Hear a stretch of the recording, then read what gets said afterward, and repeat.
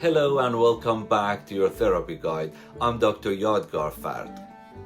Have you ever had a challenging phone call you needed to make and you found yourself suddenly needing to clean your entire house or recognize your wardrobe just to put it off? Or maybe you skipped the social events because the thought of a small talk felt too overwhelming? The cycle of temporary relief followed by creeping dread is our topic today. When faced with stress or fear, we all resort to one of the two fundamental coping paths, avoidance or exposure. Understanding which path you take and why is one of the most powerful steps you can make in your therapy journey. To understand these responses, we first have to look at your body's deep natural defense system, the famous fight, flight, or freeze response. Avoidance is essentially your brain choosing the flight path. It wants to run away. Exposure, conversely, requires choosing to fight or confront the challenge. It's vital to recognize that neither of these responses is inherently good or bad. They are not moral failings. These are powerful automatic survival mechanisms that were shaped by genetics, trauma, early life experiences, and parenting style. However, in modern life, these default responses often become unhelpful, leaving us stuck. In therapy, the core goal is to take control back. We don't want to go with the default response. In a situation where it's not working, we need to develop a new, more measured and healthy response. Let's start with the path of avoidance. This is the coping strategy of choice for your brain in the short term. When you feel anxious about a situation, whether it's a difficult conversation, a work task, or a social gathering, your brain sends a signal: run. If you successfully avoid the situation, you get an immediate powerful reward. The anxiety goes down. This immediate relief is why avoidance feels so good and is why we keep doing it. But here is the trap. In the long term, avoidance works like a snowball rolling downhill. Every time you avoid a situation, you send a clear, powerful message to your brain. That situation must be truly dangerous. The fear doesn't actually go away. It just grows bigger and stronger, ready for the next time. If you avoid social gathering, your social anxiety gets worse.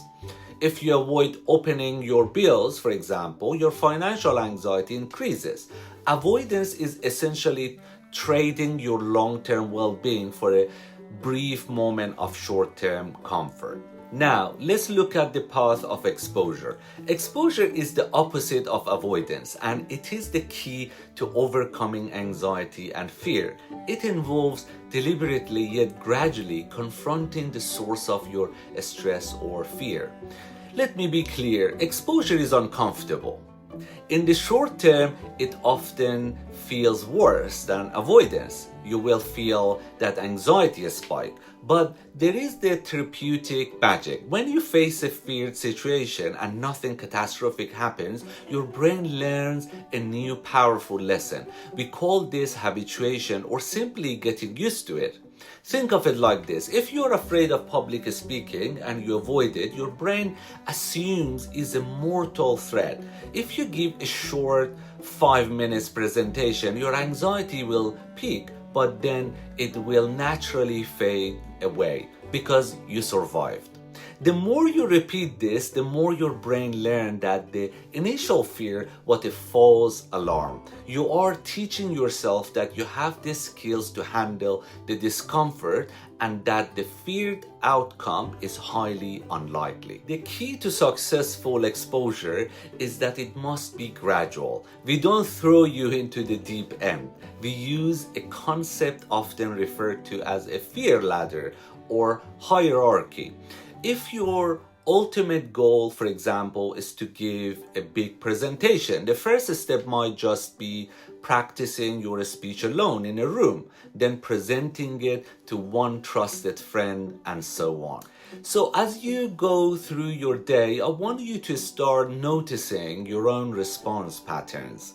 Understanding your response is the first step toward choosing a new, more helpful path. When a moment of stress or worry comes up, do you lean toward procrastination, distraction, or just walking away? That's automatic avoidance. Or do you take a deep breath, use a coping skill, and take a small, deliberate step toward the uncomfortable task? In therapy, our work is not to eliminate stress, but to help you move from unconscious, reflexive avoidance to conscious, deliberate, and flexible coping. Sometimes that chosen strategy is exposure, facing the fear to allow for habituation. But sometimes the most skilled and healthy choice is a form of conscious avoidance, such as using grounding techniques to intentionally interrupts a panic spiral, deliberately distracting yourself from a cycle of negative worry. The goal is always to move from the automatic default to a chosen helpful strategy that serves your long-term well-being. Thank you for joining me on this episode of your therapy guide. I encourage you to simply notice your own patterns this week. Don't judge them, just observe them. That observation is the courageous first step toward change. Don't forget to subscribe to this podcast and follow me on my social media channels so you don't miss any future episode. You can find all the links in the show notes. Until next time, take care.